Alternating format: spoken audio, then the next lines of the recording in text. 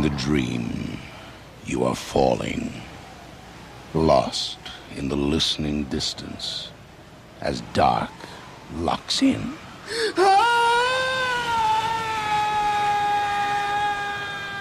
Nightfall.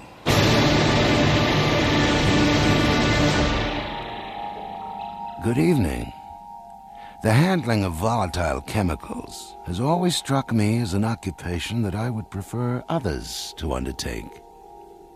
Tonight's play, featuring a less than fragile performance by Colin Fox, is called Hands Off.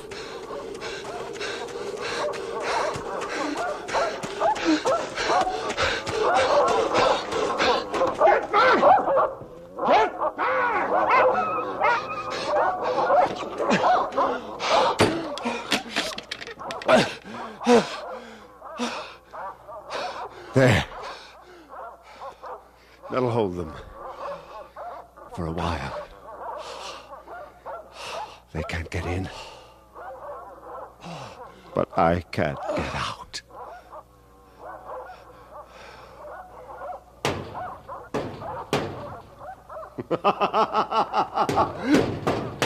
It's a cage! All my life I've kept animals in cages. Now I've put myself in one. Here. By my own hand. My hand.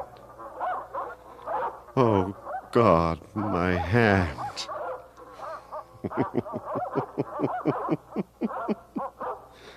One touch of nature makes the whole world kin. How can we know what we're touching? It was just an ordinary experiment. How could I know? How could I have known?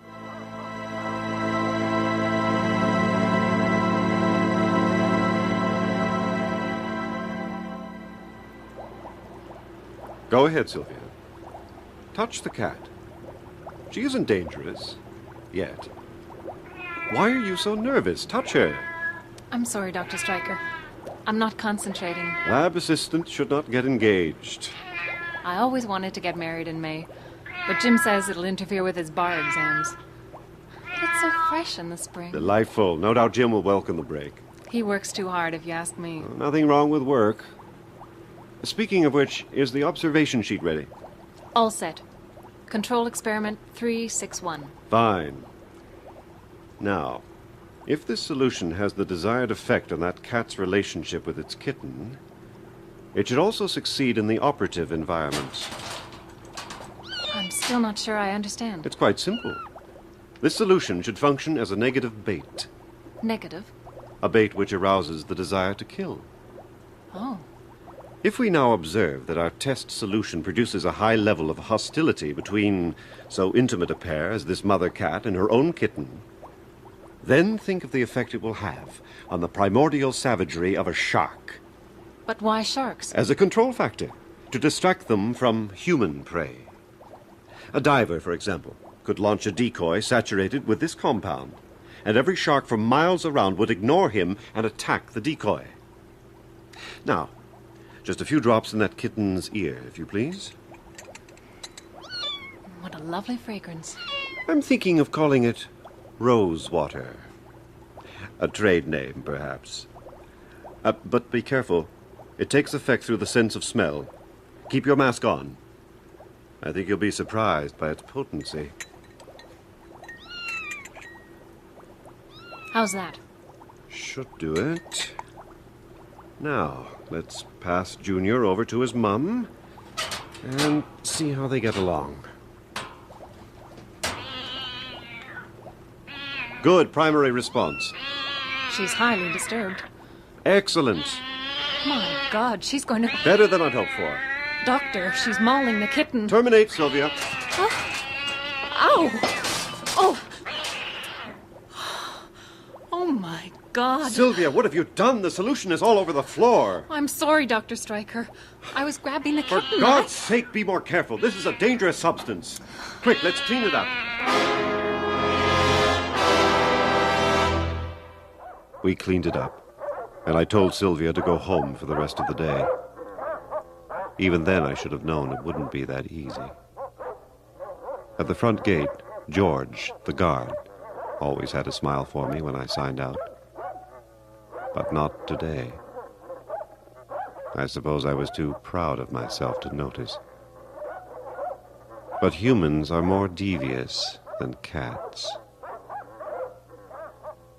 When I got home, my wife Doris was there, of course. Her continued support has always made the long hours worthwhile. But today...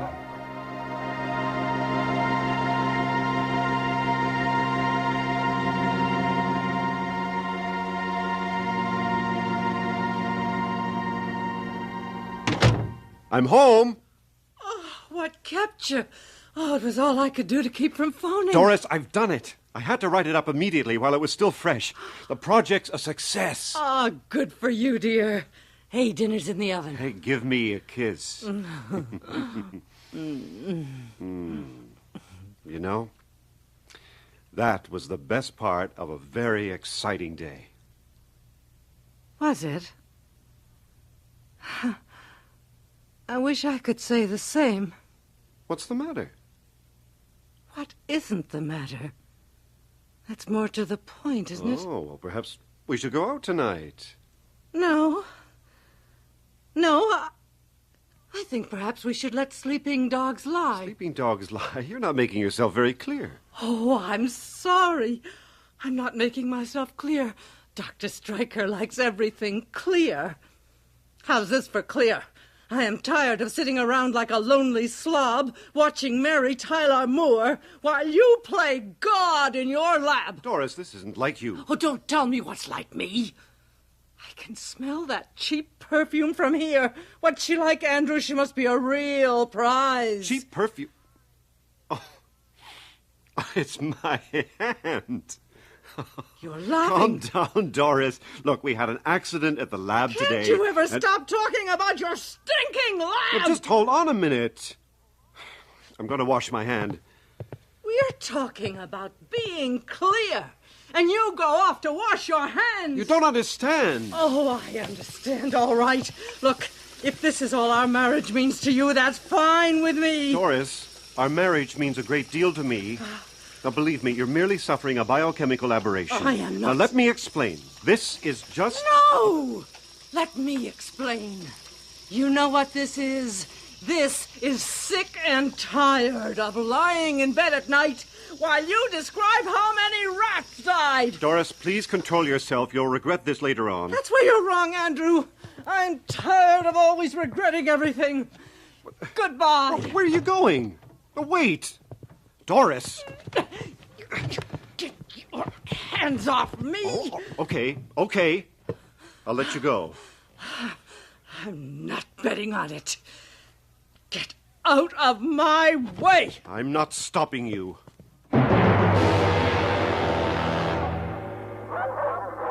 Not that I could have stopped her. I've never seen anyone like that, let alone Doris.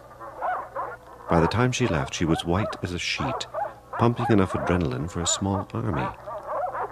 If I'd stood behind the car, she'd have gladly run me down. Well, after all, that's what the drug was supposed to do. But to human beings? I washed my hand with carbolic soap several times, but the rosewater odor wouldn't go away.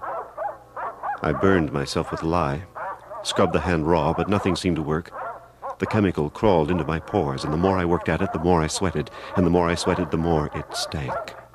A sick, sweet smell that apparently intensified. Worry does that to you sometimes. It distorts your perceptions as much as it sharpens them. A temporary solution finally occurred to me. Simple. Just put on a rubber glove to cover the contact area until the effects wear off. I put on Doris's kitchen gloves and congratulated myself. Then it hit me. If chemical residue on organic tissue could have this effect, what about the traces back in the lab? The night cleaner, the watchman, anybody who happened through that room could be in for it. I had to get back there. I was halfway out the door when I grabbed the receiver. Doris? Dr. Stryker, it's Sylvia.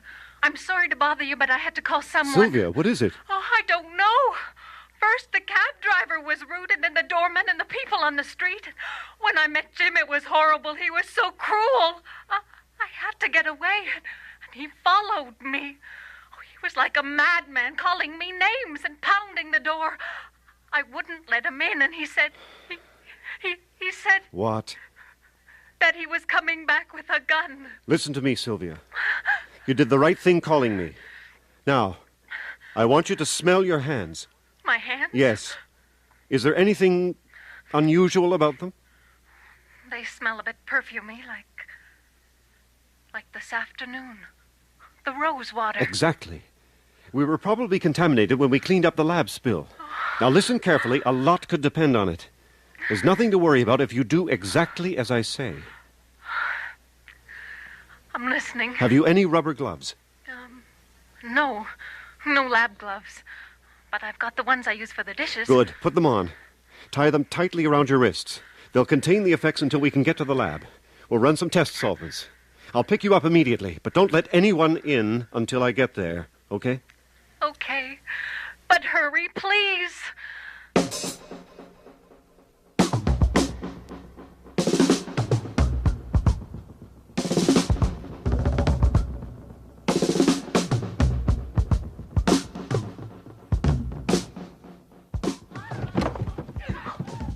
Stop!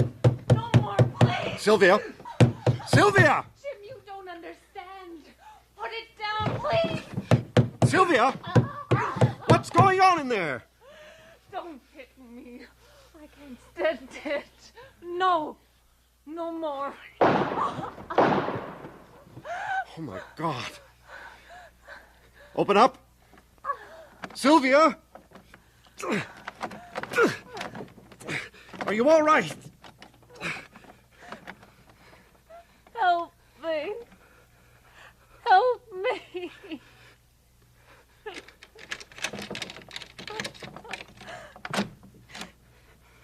What happened? My God. Jim. He wouldn't go away. I had to let him in. He's dead, you know. He wouldn't even talk to me. He just kept attacking me.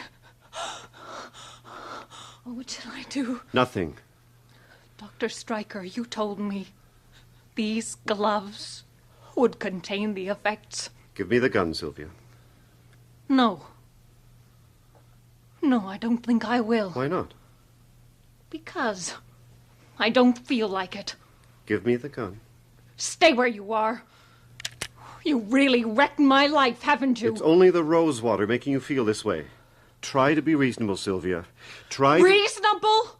You expect me to be reasonable after this? Sylvia, if we're going to get out of this, we've got to cooperate. Give me the gun. Oh, nice try. The neighbors have probably reported the shots already.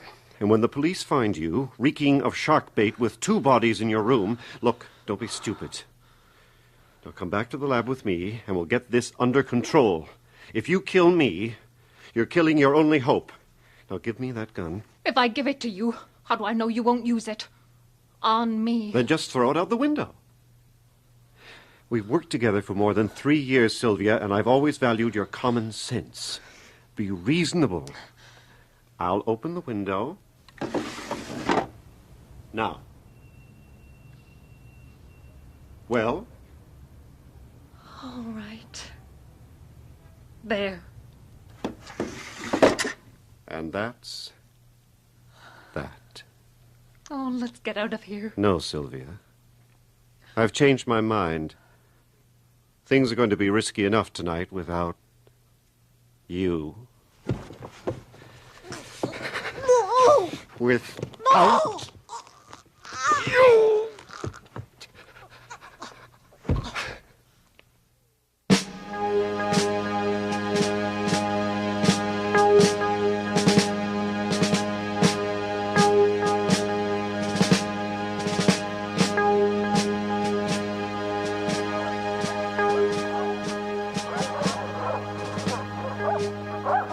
was a chance, just a chance, that no one had seen me. Certainly there was no one in the corridor or in the lobby. But I could still see her face all the way to the street. I had to get to the lab before anybody blundered into the contaminated area. The responsibility was mine alone. When I got to the compound gate, George was on duty. Good old George. George? George? Who's that? What's going on there? It's me, George. Stryker. I've got to get in. Oh, Dr. Stryker. What are you doing here at this hour? Something very important's come up. It's got to be taken care of right away. I'm sorry, sir. I'm afraid you'll have to wait. You know that between 2400 and 0600 hours, absolutely no one's allowed in the compound. For Christ's sake, George, I wouldn't be here unless it was vital. I've got to get in. This isn't a playground. You should know better than anyone why we have these safeguards. There's highly toxic materials in there. Damn it, George, let me in. Look, I'll give it to you straight. There was an accident in the lab this afternoon, and unless I can get in and do something about it, the whole place is in trouble. You expect me to buy that? I always thought you were an arrogant son of a bitch. But you must really think I'm stupid. Please, George, believe me, it's my last hope. Get out of here before I call the police.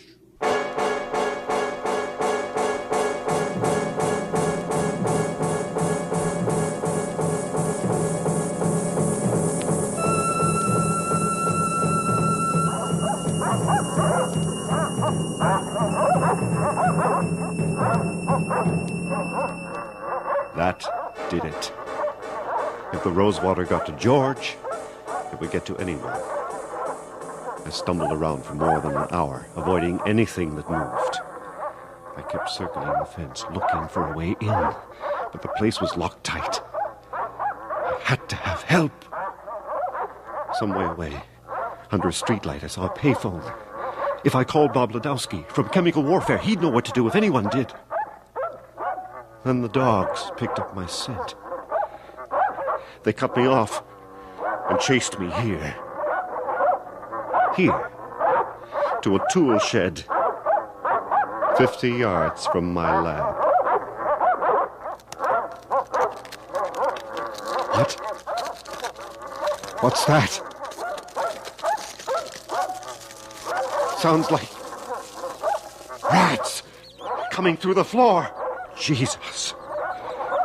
Must be a dozen of them. Gnawing through. I need a weapon. Something. Where did I... Yes. Yes. An axe.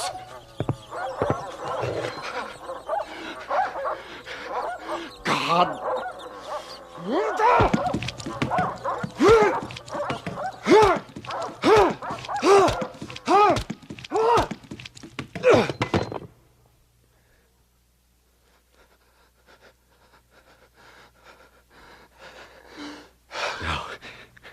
Just plug up the hole.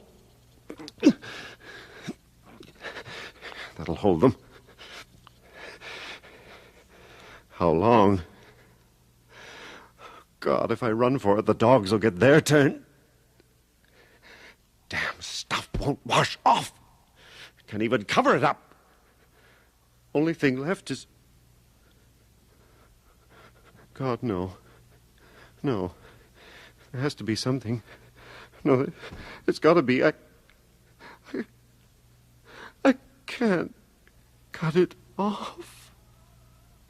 Ah, my God! The lab. There's a light in my lab.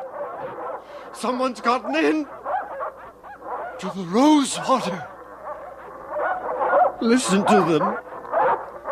Haven't got much time. And the police, the neighbors.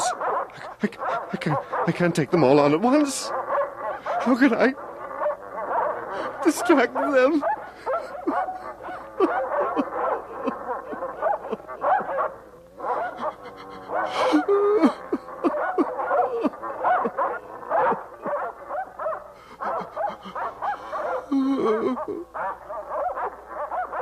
How can I ever escape myself?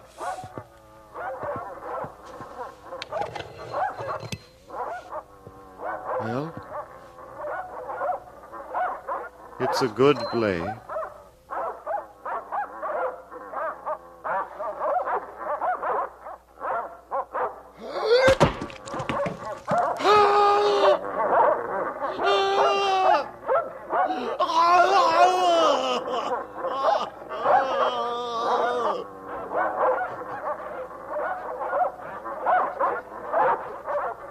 Don't faint. Pick it up and throw it out the window. Look at it! Smell it! That thing!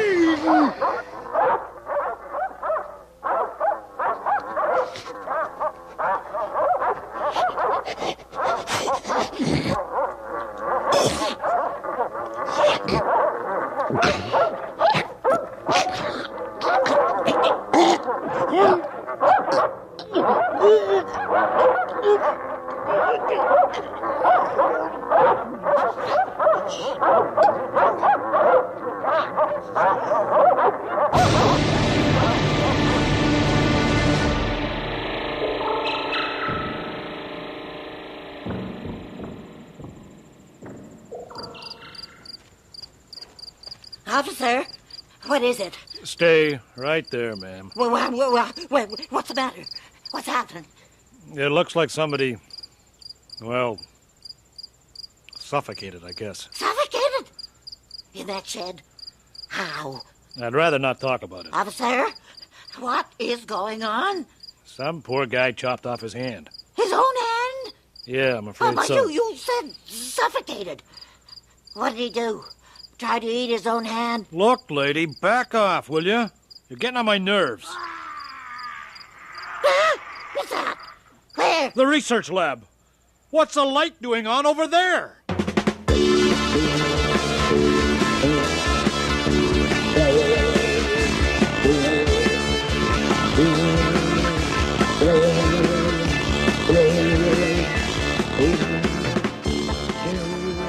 You have just heard Hands Off by John Graham. Featured tonight were Colin Fox as Stryker, with Jennifer Brown as Sylvia and Marion Waldman as Doris.